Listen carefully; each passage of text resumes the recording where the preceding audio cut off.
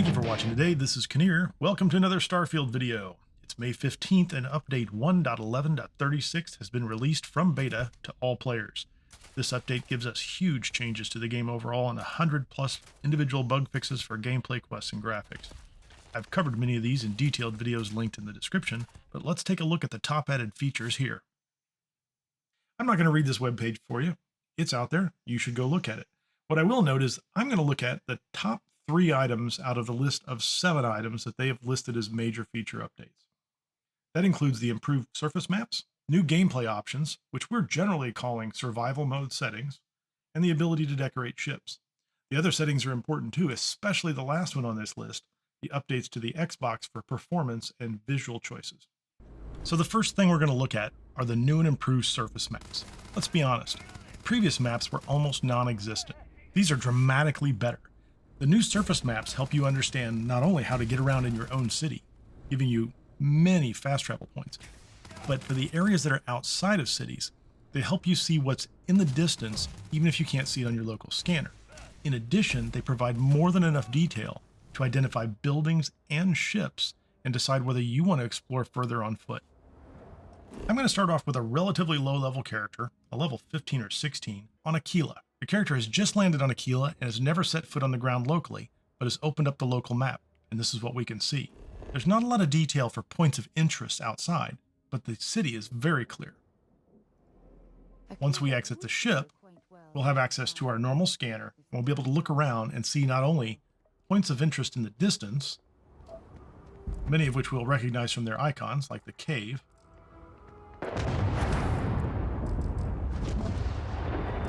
but if we turn around and we face the city, we're also going to notice all the points of interest that are inside the city.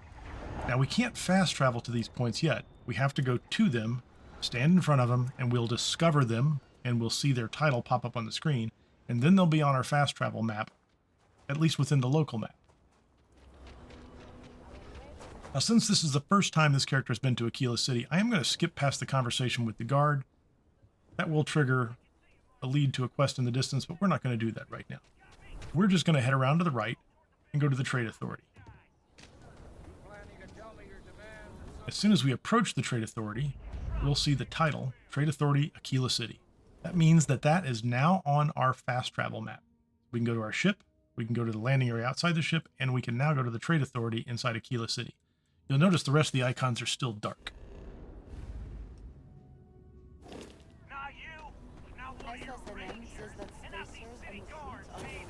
All we have to do is run up in front of these other locations and we'll discover them and they'll be added to the map. I'm just saying, my family was on Barabrew, just discovered that by running by. The Rock. We'll run over to Midtown Minerals. isn't exactly must. But as seats of government go, it's still quite an impressive structure. And as the last one for this example, we'll just run to Sinclair Books. You can tell it'd be pretty easy to run around the entire town, collect all the points, and have them on your fast travel map. Now we've got some very nice detail of the city, and we can get from place to place very quickly. I'm going to fast travel right back to the Trade Authority.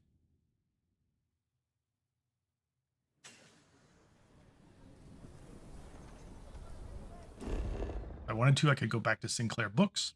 Instead, we're going to go to Midtown Minerals.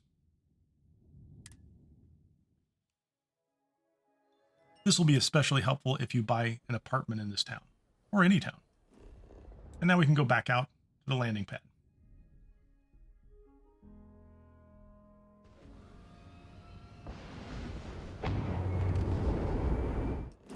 Well, notice, because we found the cave earlier, it's now on our local map. There are a lot of other items that are on our local map, including this unknown location. That wasn't on our scanner, but if we look at it by zooming in, we can tell it's a military barracks. We could visit it later if we wanted to. But for now, let's go over to New Atlantis on the planet Jemison.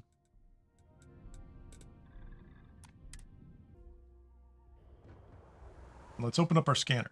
Now, this character has been to New Atlantis before and has run all over the city, taken the train, and has opened up a lot of the fast travel points already. You can really see what's above and below you now at this point in time.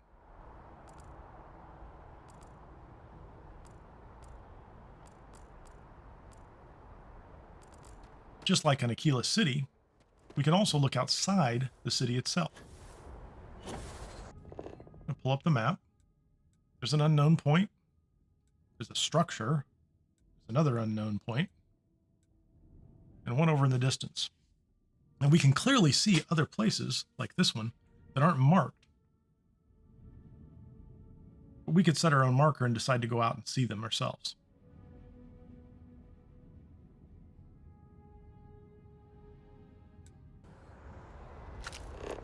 We can also open up our scanner.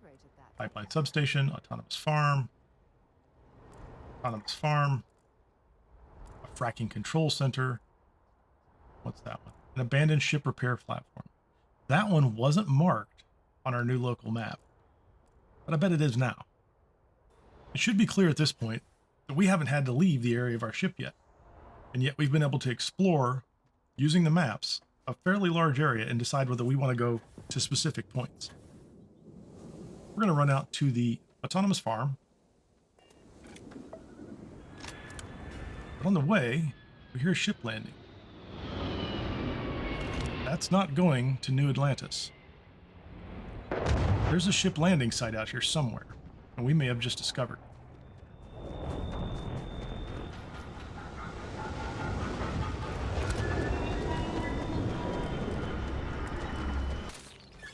Yep, that's a hostile ship. Ecliptic coming out on the ground. And now we should be able to see that from the air. We didn't even make it to the autonomous farm. We're at this pipeline facility. The ship is clearly visible. I have several videos out there. One on how to find legendary spacesuits, packs, and helmets, and a couple on how to find snow globes, like the Tower of Pisa on Earth and the Mars snow globe. Both of those rely heavily on the maps, and they're good examples of how to practice using the maps. So the second area we want to look at are ship decorations. We're going to take the same character and run into his Ecliptic Claymore.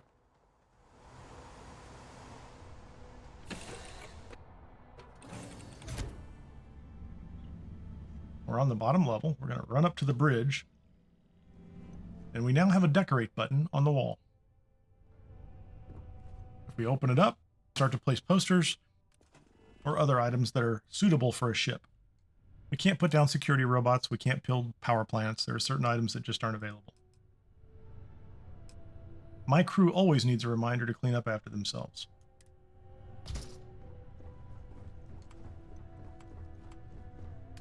And they could use a little inspiration, so we'll put a poster here too.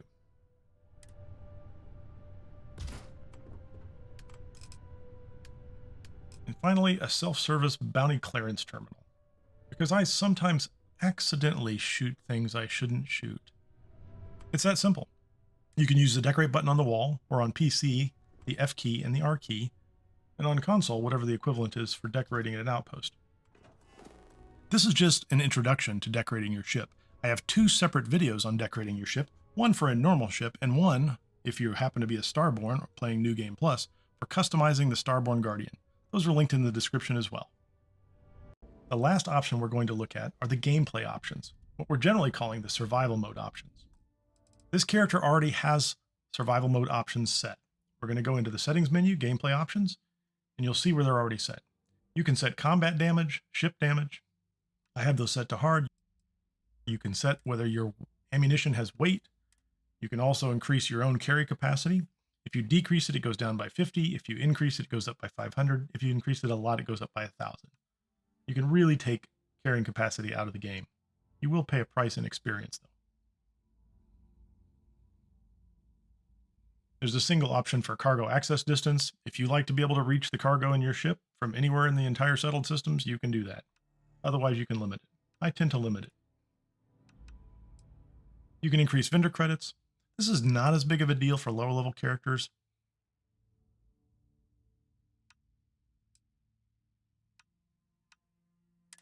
I do like to set medical item healing to slowly. I still get the same amount of healing, it just takes more time. Food healing I will set to more. I just prefer that.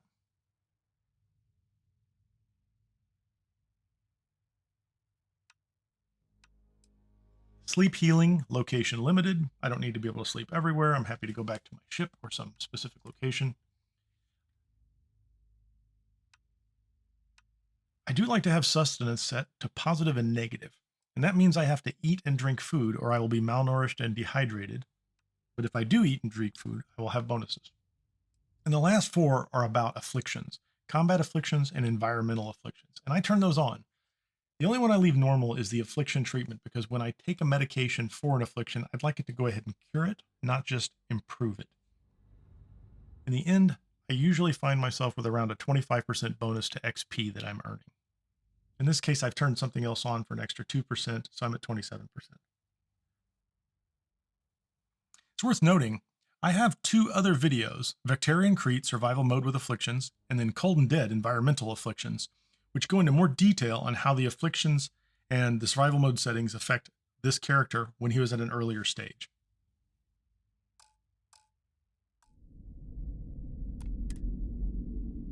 This is definitely not. I've gone to the planet Grissom. Notice as soon as I walk outside, I'm malnourished. I haven't eaten anything in a while. I am hydrated. We have ambient heat and solar radiation as environmental risks. I'm swapping guns here to see if there's a technique that worked in the beta that has been resolved. And it looks like they may have fixed it. We'll have something to eat. And we'll top off our hydration as well, so we should end up with about 30 minutes of time on both of those. $29.58, $29.58. Our suit's going to give us some protection from the environmental effects, but it will run out. So not only are we going to have to get to this site and fight whatever's outside, our goal is going to be to get inside at some point in time so that we're not exposed to the heat and radiation.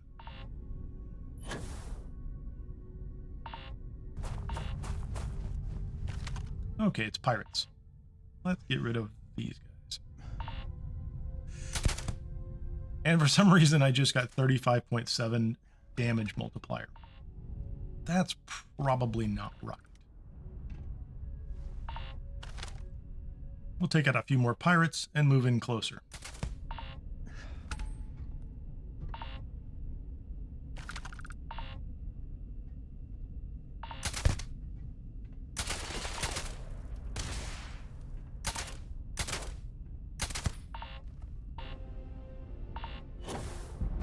Abandoned industrial compound. There's a turret. And we just gained burns. That is probably an environmental affliction. Prognosis is poor, and we have blisters, which means our melee attacks are less effective. We don't do a lot of melee attacks, so that's not terrible. However, this affliction can get worse at an unpredictable rate. It's probably a good idea for us to get inside and take something to treat the affliction. But first, we'll shoot a few more of these guys.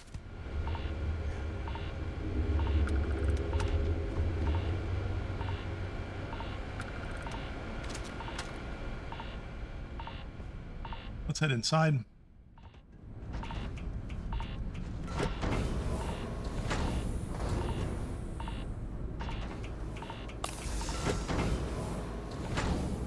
Protection regen. Wait a minute, there's a pirate. We're gonna have to take care of this guy.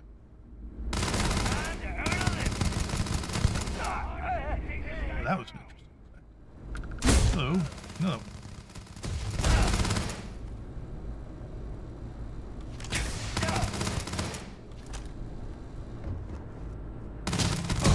Chase him down. I have no idea why he just caught fire. No idea. Retreat. Got some loot. Yeah, we've woken up a few of them. Some of those are outside, but at least 3 of them are inside. Load up, go get them.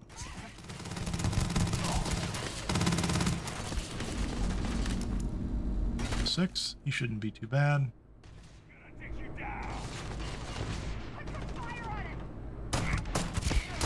That level 16 is going to be a little problem, isn't he? Definitely taking some health off of us. I just hit a med pack, and you'll notice it's a very light white, and it's very slow to fill up. But used to take 10 seconds to give me 40% of my health. Now it takes 40 seconds to give me 40% of my health. I still get the health. It just takes 4 times as long.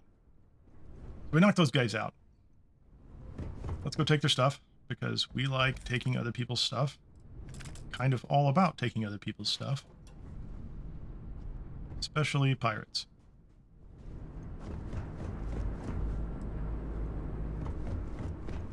And with that, we're safe to probably look at this affliction and treat it. See if we have an aid item for that.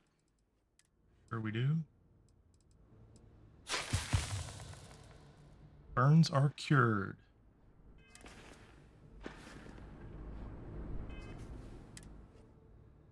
We're in good shape. 22 minutes and 40 seconds left. So that's it. There are a lot of other effects. A lot of things to do slightly differently. 7 major updates. 3 huge ones right off the bat. Plus the Xbox changes.